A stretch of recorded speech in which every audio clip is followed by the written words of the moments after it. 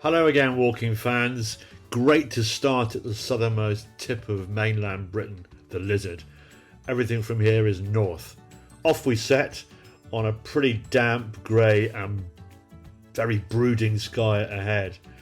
The dampness took hold pretty rapidly as we got towards the Housel Bay Hotel, but more about that shortly. First of all, the magnificent Lizard Lighthouse.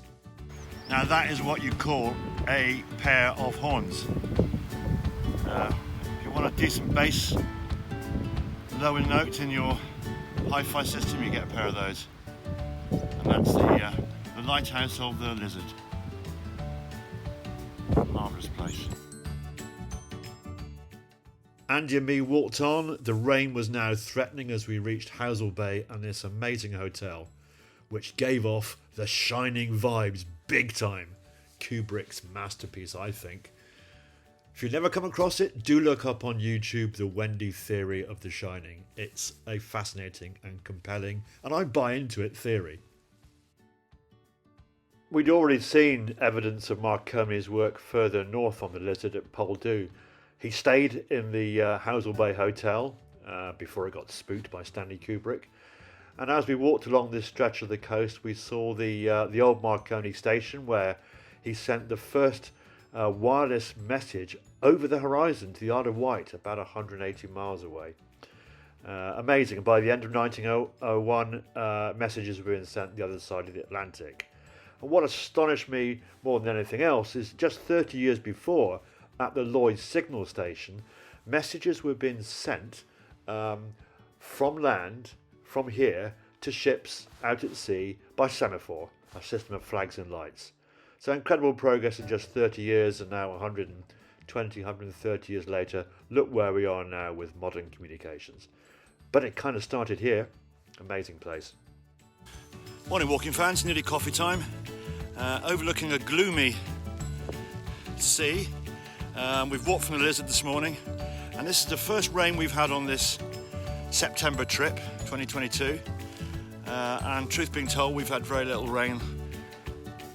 Amazing luck, we've dodged it so far on our entire southwest coast path, Odyssey. So approaching Cadgwith, going to have some coffee there. You might have lost a little bit of visibility there with a big raindrop. But magical place, magical place. Murky magic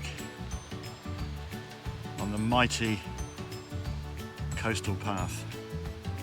Typical Lizard Peninsula. Keep mixing up in my mind the Lizard with Land's End.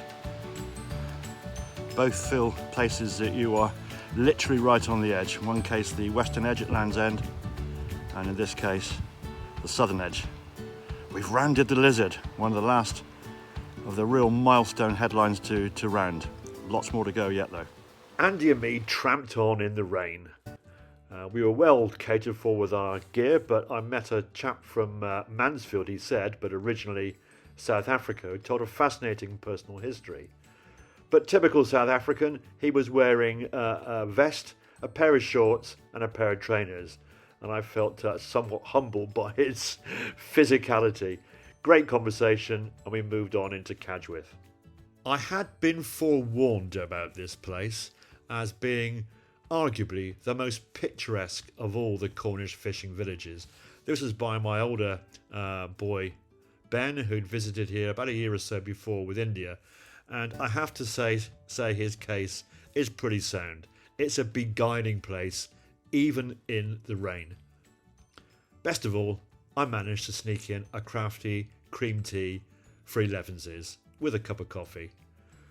Jam on the bottom, cream on top, naturally.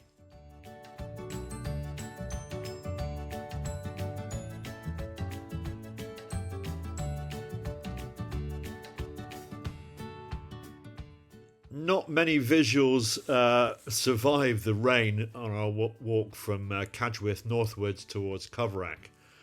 Cannock Sands looked a lovely place, but not very videable, photographable in this horrible weather.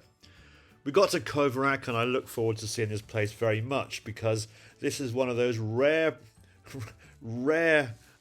exposures of the upper mantle rock at the surface. an amazing place, and I enjoyed seeing it very much.